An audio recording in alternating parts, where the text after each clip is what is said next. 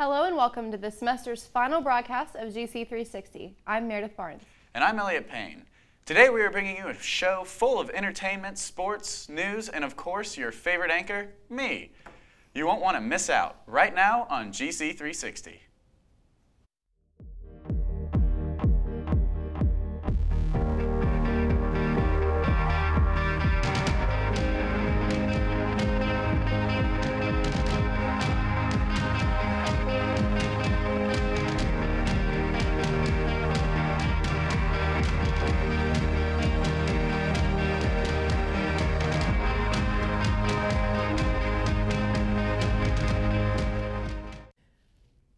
What do you think of when you see an equal sign? Your fourth grade math teacher?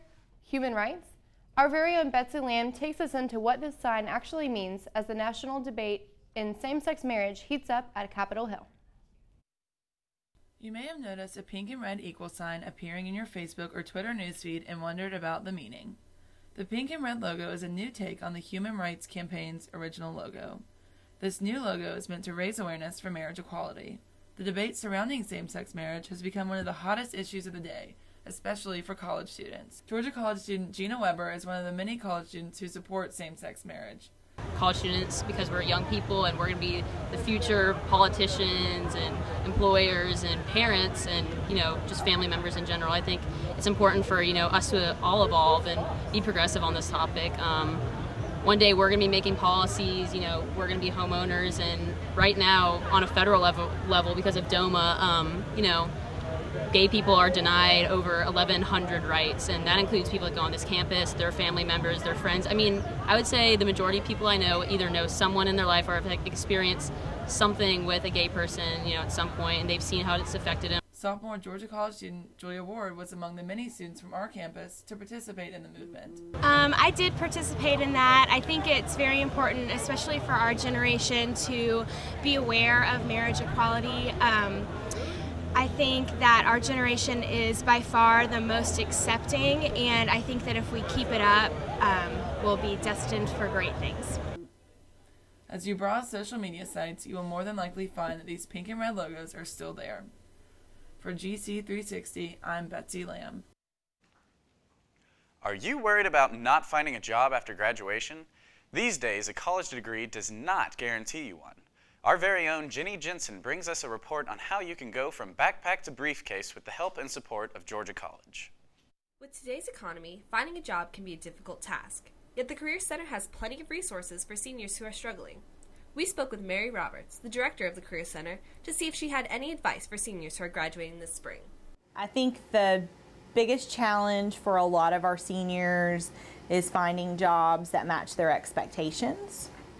Sometimes those expectations are realistic, sometimes they're not. So for instance, if you have a specific type of job you envision having, but it's not in the geographic location that you insist on living in, then that can be a big challenge to our seniors. So being able to expand where you're looking for jobs, the types of jobs you're looking for, salary expectations, managing those so that they're reasonable would be a big help to our seniors as they're looking for job opportunities. Connect with our office before you leave. Once you graduate and you leave campus, it's going to be more difficult.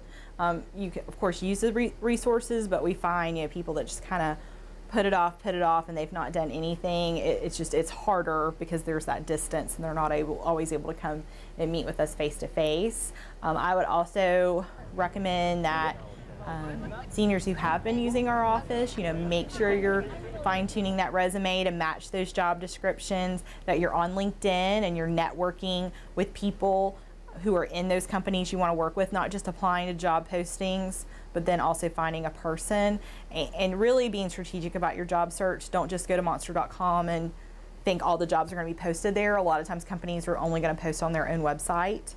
After speaking with the Career Center, we wanted to find out what exactly seniors had planned once they walked across the stage on May 4th. I'm really excited to be applying for the Peace Corps. The application process is a year's worth time, so applying for entry-level federal positions is what I'm pretty much focusing on right now. Get a job. Do you know where at yet? No, I've applied to about 25 engineering firms, so we'll see. I just found out today that I will be working for Buyers Protection Group as a intern for their marketing. And are you really excited about that? I'm very excited. I'm ready to celebrate. Just found out today. I'd like to go to graduate school. Where at? Possibly Georgia College, get my master's in criminal justice studies.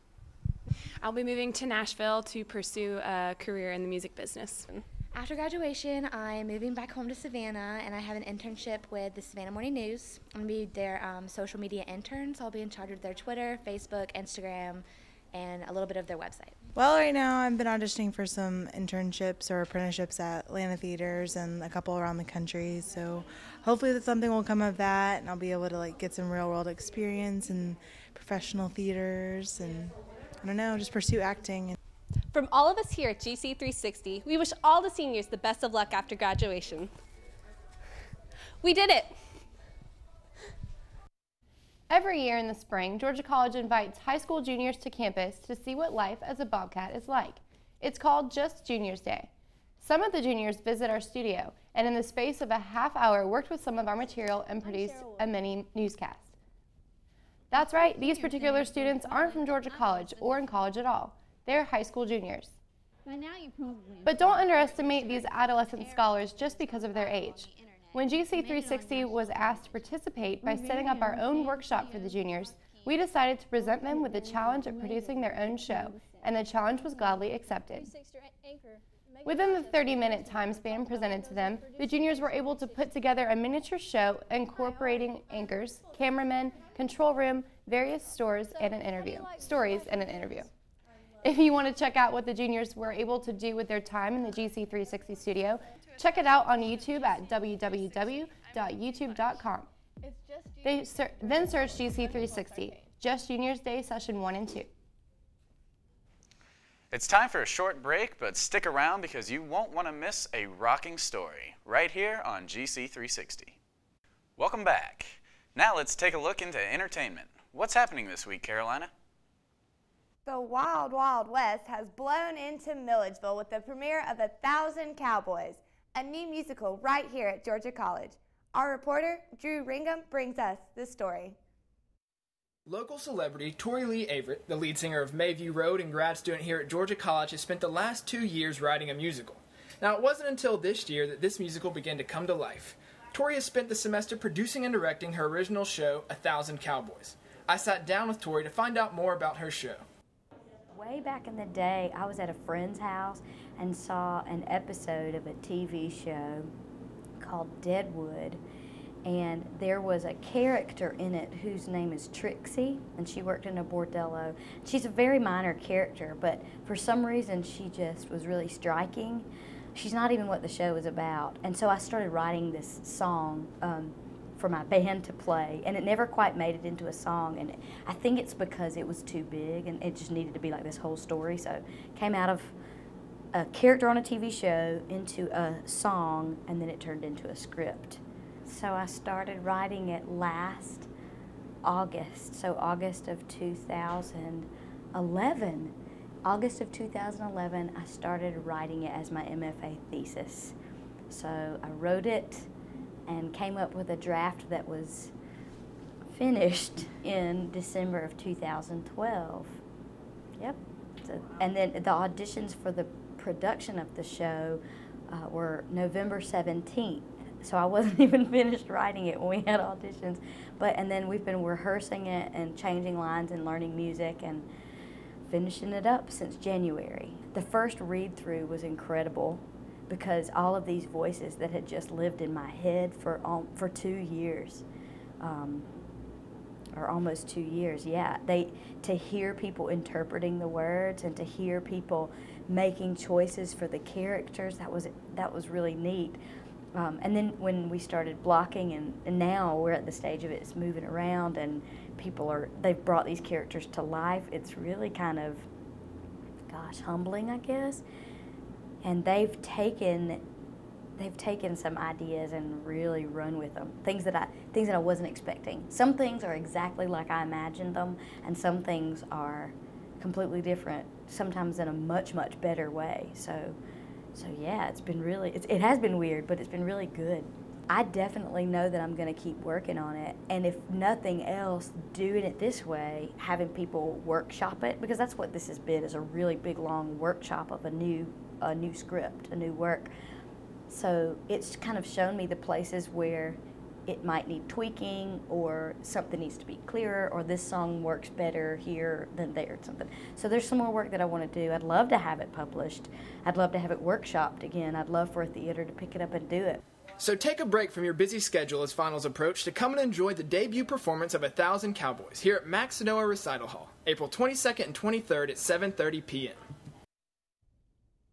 Have you ever had stage fright? Well, the Delta Sigma Phi fraternity certainly put their nerves to the test as they braved the stage for their first annual Rock of Ages philanthropy event. Our reporter, Megan Rochester, went to the event to check out the rock in action. Last night, the Delta Sigma Phi fraternity hosted its first ever Rock of Ages event at Capital City in downtown Milledgeville. Tickets to the event were $5 with proceeds going to the American Red Cross. Brothers of the fraternity climbed the stage to perform an all-out karaoke show where they impersonated musical legends from various eras. The acts included Queen, Michael Jackson, Guns N' Roses, Smash Mouth, and Poison. Well, I want to be modest when I can, and so I would say that we're going to come on, maybe not as a storm, but as a light breeze, but we'll leave it like a hurricane. Okay, wow, I'm really excited to see that. I'm excited about it. We've been working hard. We're ready. Is it like a dance number? Well, see, that's the thing. Up there, they've only got corded mics, and so if we're going to be moving so much, we might just have to lip sync it, but that's between you and me. Oh, interesting. But not you. You wouldn't lip sync. Never. Got pipes of an angel. Come on. Thanks, Colin. Reed Patuk, the vice president of the fraternity, took on the role as host for the evening. He entertained the audience with his wit and raffled off various prizes in between the acts. Prizes included signed sports memorabilia, tickets to baseball games, a kayak, tanning bed memberships, and much more. The event brought the house down, and some of the brothers with it, but it was all for a great cause. Reporting for GC360, I'm Megan Rochester. If you're green to Milledgeville, make sure you make it down to the Oconee River Greenway on the third Saturday of the month.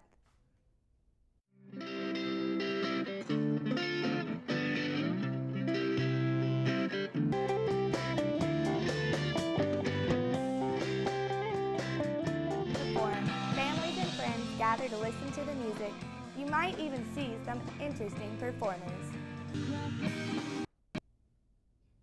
My name is Benton, and I'm in the Hugs. We're playing out here for Greenway Music Day, right every third Saturday when the weather's nice. They have some bands out here. Rapa Nui is about to play. So we are out playing some music, enjoying the weather, which is also happening next week on Saturday. We won't be able to play, unfortunately, but there will be a lot of bands from around Milledgeville, a lot of local bands who are really good, playing some music on Frank campus all day long. Starting around 3, I want to say, but there'll be festivities on campus all day for Earth Fest. There's always a lot of really cool things going on. Wow, that looks like a great time. Make sure to make your way out to the Greenway on the third Saturday of next month. That's all for the entertainment this week, guys. If you want to check in on all your entertainment news with me next week, well, you can't. Signing off for the last time this semester, I'm Carolina Classens. Now back to you, Elliot. We're going to keep the music rocking right after we return. Stick around. Violence among the fraternities. Upon the end of the infamous tug event at Greek Week this year, one member of a fraternity, which shall remain nameless, complimented another fraternity member's jersey. This created hostility as the compliment was interpreted as sarcasm. One thing led to another and fighting erupted. Within minutes, the tug-of-war field transformed into a good old-fashioned fraternity brawl. Due to the muddy conditions of the field, 98% of the fighters wound up frantically slipping and falling in the mud. A childlike spirit overtook the brawlers as what was once a sea of muddy, angry faces quickly turned into a sea of laughter and smiles. Feeling silly, the members of the fraternity came together for a 15-minute group hug. This, of course, is an elaborate fib born from the mind of a Greek Week loser. Do you know what the Georgia College alma mater and Bells have in common? If not, don't worry. You are in the majority. Our very own Tristan Harrison has the story. Students have been perplexed lately by the sound of mysterious bells heard ringing every day on campus. Had someone taken over a church? Who was behind this strange and sudden daily occurrence? We set out to interview students to get to the bottom of this puzzle. The bells? I don't know. I thought that was someone's ringtone, but then it kept happening every day, and I just wasn't really sure. So you don't know anything about it? Not really, no. Oh, okay. No. The what? The bells? The bells. Yeah, the bells on campus. The what? The bells ringing on campus every day. No, I don't think so. Okay, well, thank you. Yeah, you're welcome. All right. Sir, we want to ask you about the bells. Ain't nobody got time for that. Clearly, our interviews were unsuccessful, so we staked out the campus until we got the answers that we needed.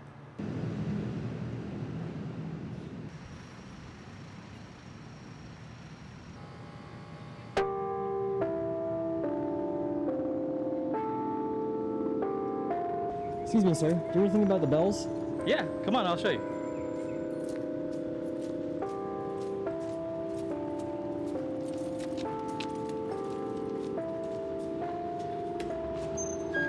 This is the new Carillon.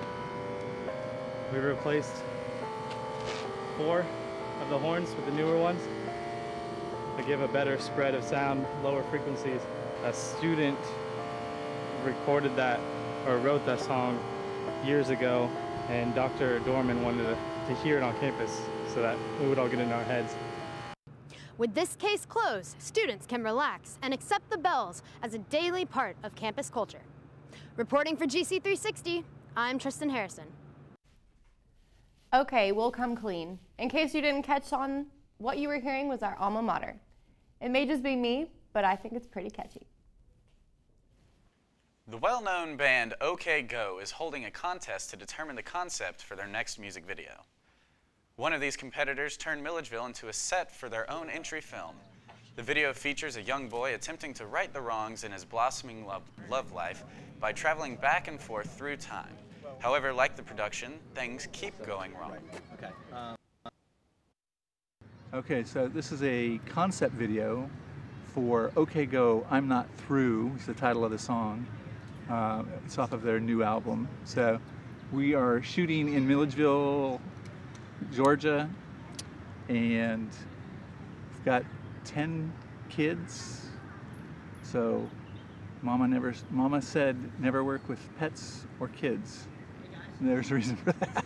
Phil, and I am here for the shooting of I'm Not Through. As an idiosyncrasy. And believe it or not, the cast and crew includes several Milledgeville locals, including 2 Georgia College theater majors, a high school teacher, and a retired policeman. From cast not showing up to mechanical problems, Murphy's Law has been a way of life for the production. Despite all odds, the production team was able to pull off the video shoot under budget and under schedule. When we come back, we get a look into what's going on in the sports world, right here on GC360. Now it's time for the sports segment of the show. What's new this week, Nick? Well, guys, I wanted to take a minute to talk about professional sports. Right now, the Braves are, of course, on top of the world with only 2 losses on the record. But in other Braves news, General Manager Frank Wren has decided to exchange the famed Tomahawk logo for a more offensive one featuring a depiction of the atrocities of the Trail of Tears. The Cleveland Indians are also currently brainstorming on ways to make their logo as offensive as possible. After adding Alex Rodriguez, Curtis Granderson, Mark Teixeira, and Derek Jeter, the Yankees now have the most stacked disabled list in baseball. ESPN baseball analyst Terry Francora stated earlier this week if Mariano Rivera were to succumb to injury, the Yankees will have a disabled list that people will be talking about for years. In other offseason football news, quarterback salaries are a big talk right now. The Ravens have decided to cut every player on the team and up Joe Flacco's contract to $700 million. The Ravens' projected record this season is going to be 1-15.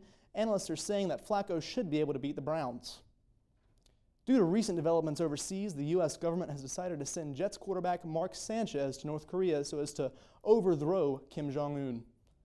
Also, college basketball this year has come to a very exciting finish a couple of weeks ago. We had a chance to see the Cinderella story Louisville Cardinals, ranked #1, fight adversity and even defeat basketball giants Wichita State to win it all in true underdog fashion. But in more serious news, this week I had the opportunity to put softball ace Danny Gallucci to the test. As you know by now, Gallucci has won the Bobcat Athlete of the Week award an incredible 4 times this semester.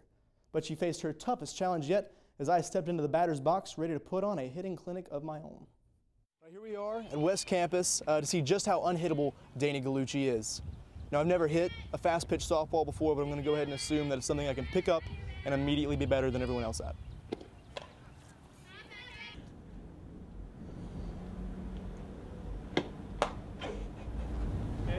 As you can clearly see, my technique is flawless. I just had a little trouble catching up to the speed.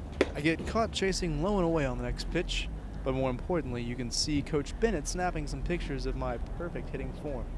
She'll likely use those as film study for the team later. There's no excuse for not sending that one over the wall.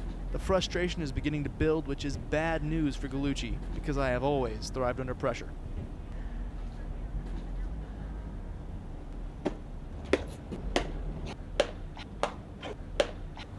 Okay.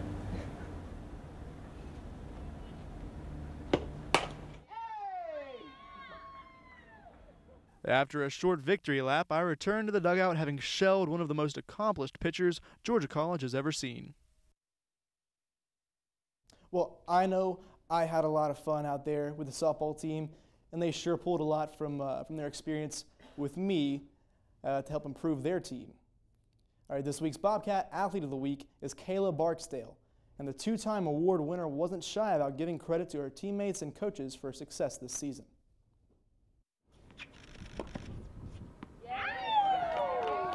With the NCAA tournament approaching, the Georgia College women's tennis team is playing its best tennis of the season. Led by senior Kayla Barksdale, the Bobcats finished 4th in the PBC tournament and are looking to make a deep run for the NCAA championship. The Bobcats have rallied behind the strength of their 3 doubles teams, including the dominant pairing of Katie Krupp and Kayla Barksdale. For her performance both on and off the court, Barksdale was awarded her 2nd Bobcat Athlete of the Week award. Sometimes you just click with someone, and me and Katie have different strengths that play off each other. She's really good at the baseline to set me up, and I'm pretty good at the net, so it works well that we can play off each other. And we just pump each other up. If we get negative, one of us is always trying to pump the other one up so that we stay positive, and I think that's how we have really good results. We have pretty strong doubles teams. We're really lucky. Ivana and May play too, and they're a very strong doubles team to have it too.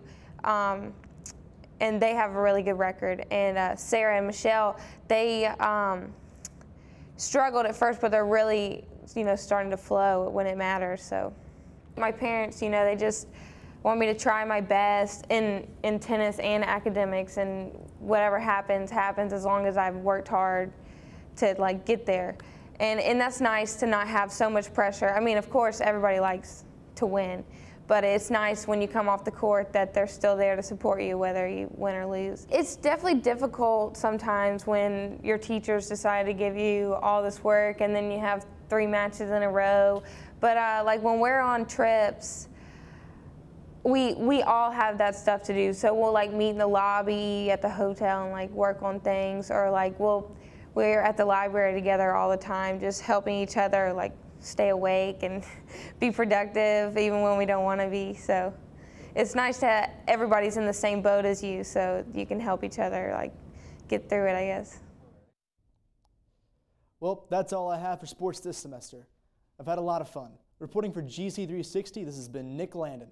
Now back to you, Elliot and Meredith. Well, that's a wrap for this semester. Don't forget that you can always check out full episodes, interviews, behind-the-scenes footage, and much more on our website at www.gc360news.com.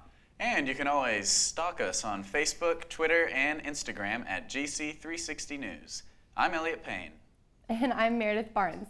Good luck with the rest of your semester, Bobcats. From all of us at GC360, we hope you have a safe and fun-filled summer. We'll see you next fall.